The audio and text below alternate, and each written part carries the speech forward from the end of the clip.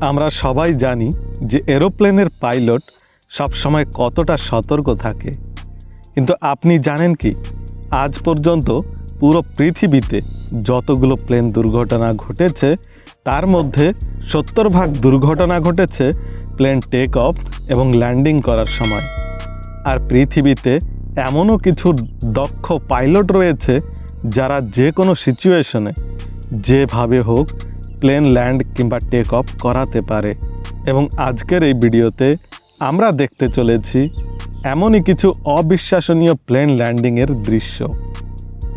দর্শক, US Airways Airbus 320 aeroplane take off হওয়ার কিছু মিনিট পরেই প্লেনের ইঞ্জিনের সাথে পাখির ধাক্কা লাগে, ফলে ইঞ্জিনে আগুন লেগে যায় এবং এই প্লেনে থাকা পাইলট সিদ্ধান্ত নেয় প্লেনটিকে যথাশীঘ্রই ল্যান্ড করানোর।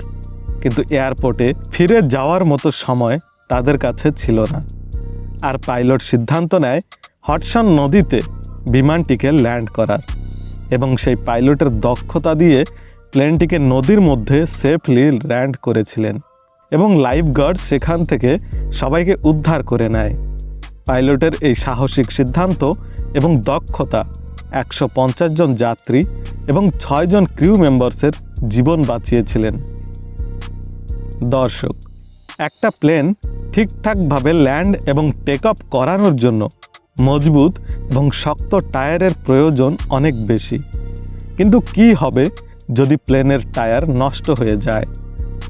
দর্শক, এখানে এই প্লেনটিকে পাইলট যখনই রানওয়েতে ল্যান্ড করায় তখনই প্লেনের বাঁ দিকের টায়ার ব্লাস্ট হয়ে আগুন লেগে যায়, কিন্তু শেষ পর্যন্ত প্লেনটি মাটিতে গিয়ে আটকে পড়ে, ফলে বড় কিছু ক্ষয়ক্ষতি হতে পারেনি।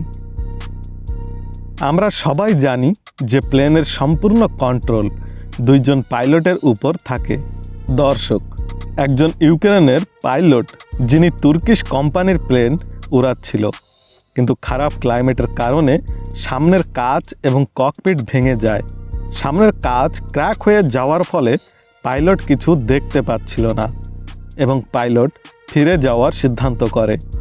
ক্র্যাকের মধ্যে থেকে পাইলট আন্দাজ করে প্লেনটিকে ঠিকঠাকভাবে রানওয়েতে ল্যান্ডিং করিয়ে দেয়। এই সেফ ল্যান্ডিংয়ের হিরো ছিলেন আলেকজান্ডার ওকোপো।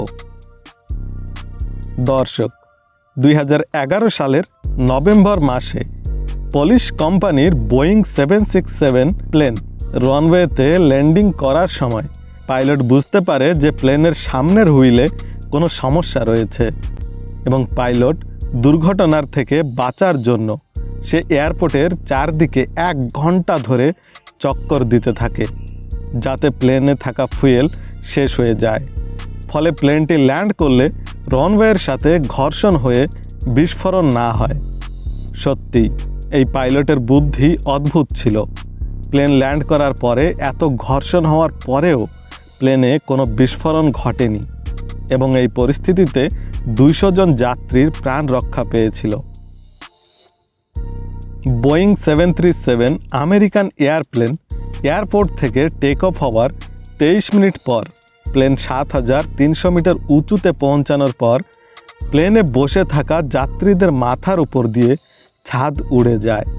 প্রবল বাতাস এবং ঠান্ডার কারণে যাত্রীদের মধ্যে ভয়ঙ্কর এক পরিস্থিতি সৃষ্টি হয়। এমনকি প্লেনের 2টো ইঞ্জিনের মধ্যে থেকে একটি ইঞ্জিন বন্ধ হয়ে যায়।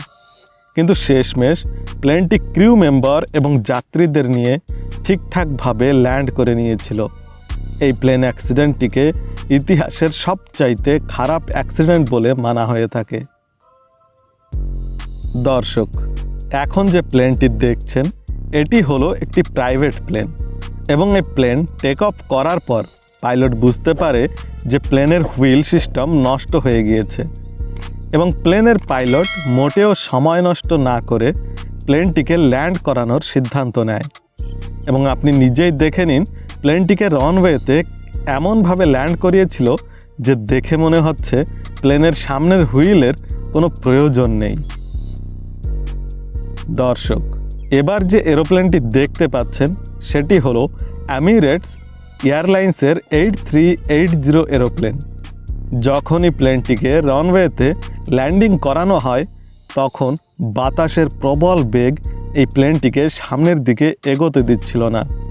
কিন্তু এই প্লেন এর দক্ষ পাইলট তার দক্ষতার জোরে প্লেনটিকে সেফলি ল্যান্ড করাতে সক্ষম হয়েছিল। 2008 সালে Z blue aeroplane new York থেকে টেক অফ করেছিল। টেক অফ করার 4 মিনিট পরেই পাইলট বুঝতে পারে যে প্লেনের সামনের হুইল অকেজো হয়ে গিয়েছে, আর তাই পাইলট সিদ্ধান্ত নেয় প্লেনটিকে লস অ্যাঞ্জেলেসে ল্যান্ডিং করার। পাইলট এরোপ্লেনের ইন্ধন শেষ করার জন্য প্লেনটিকে 2 ঘন্টা ধরে ওড়ানোর সিদ্ধান্ত নেয় এবং 2 ঘন্টা পর যখন প্লেন ল্যান্ড করায় তখন সামনের হুইলে আগুন লেগে যায়, কিন্তু পাইলট প্লেনটিকে সেফলি ল্যান্ড করাতে সক্ষম হয়েছিলেন। দর্শক, 2018 সালের জানুয়ারি 18 তারিখে জার্মানির একটা এলাকায় প্রবল বাতাস হচ্ছিল, আর এই বাতাসের কারণে এয়ারপোর্ট সম্পূর্ণভাবে বন্ধ করে দেওয়া হয়েছিল। কিন্তু এয়ারপোর্ট বন্ধ হওয়ার কিছুক্ষণ পরেই বম্বার্ড এরোপ্লেন ল্যান্ড করার জন্য এয়ারপোর্টের রানওয়ের দিকে এগিয়ে আসছিল। এই প্রবল বাতাস প্লেনটিকে দেখুন কিভাবে এগোতে দিচ্ছিল না, কিন্তু শেষমেশ প্লেনের দক্ষ পাইলট প্লেনটিকে ঠিকঠাকভাবে ল্যান্ড করাতে সক্ষম হয়েছিল। এবার স্ক্রিনে যে এরোপ্লেন দেখছেন সেটি হলো বোয়িং 676 বিমান। এই এরোপ্লেন যখনই ব্র্যাক এয়ারপোর্টে ল্যান্ড করতে যাচ্ছিল ঠিক তখনই এরোপ্লেনটি প্রবল বাতাসের সম্মুখীন হয়, আর সেই বিমানের পাইলট প্লেনটিকে পরপর 2 বার ল্যান্ড করানোর চেষ্টা করা সত্ত্বেও সে ল্যান্ড করাতে পারছিল না। কিন্তু পাইলট 3য়বার চেষ্টা করে বিমানটিকে ল্যান্ড করাতে সক্ষম হয়েছিল। দর্শক, এরোপ্লেন যতই বড় হোক না, প্লেনের ইঞ্জিন যত শক্তিশালী হোক না কেন, প্রবল বাতাসের কাছে এরোপ্লেন কিছুই না। আর মাঝে মধ্যে পাইলটদের এমন প্রবল বাতাসের সম্মুখীন হতে হয় যে বাতাসে প্লেন উড়ে গেলেও পাইলটের কিছুই করার থাকে না। আর এমন পরিস্থিতিতে পাইলটদের দক্ষতার পরিচয় দিতে হয়।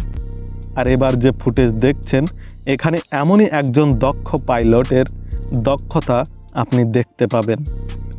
ভিডিওটি ভালো লাগলে একটা লাইক অবশ্যই করে দেবেন। আজকে এই পর্যন্ত, দেখা হবে আবারও কোনো অদ্ভুত, আনকমন, মিস্টিরিয়াস ঘটনা নিয়ে। ততক্ষণ সবাই ভালো থাকবেন।